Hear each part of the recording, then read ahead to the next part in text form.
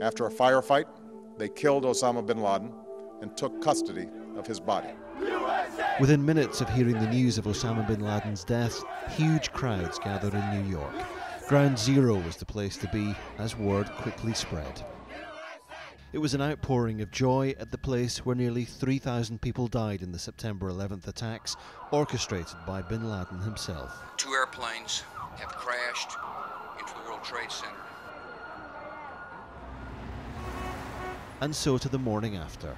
A cold, grey start to the day in the city, but the headlines put a spring in the step of most New Yorkers. Chanting USA, USA. Bin Laden's body was quickly buried. Was a menace. TV crews line up around the high fences surrounding Ground Zero, broadcasting the news to the world. By late morning, the crowds are smaller and the celebrations have died down. The mood in the city is changing. God bless America. Not surprisingly, there is a strange atmosphere in the city this morning.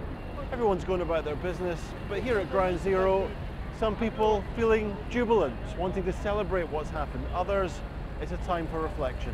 My daughter was in Tower 2 and she survived. But I had so many friends and acquaintances. I can't tell you how many. I lost track of how many friends I lost that day. And I just had to be here for them.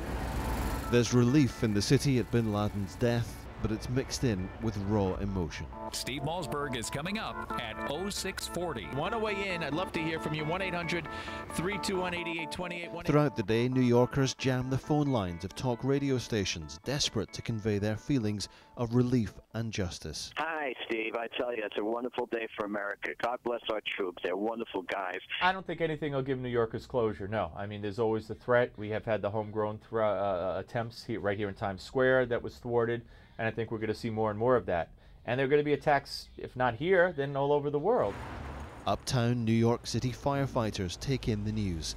The parents of one officer who died at Ground Zero can't even begin to hide their joy as they visit their son's former station. Because I expected somebody to come on and say, we made a mistake. It's not really true. So we wanted to make sure it was real, and we looked at each other and we said, he's really dead, you know, he's really dead. So we were just thrilled to death. The killing of Osama bin Laden won't ease the suffering that New Yorkers have experienced, but it's a victory they've longed for.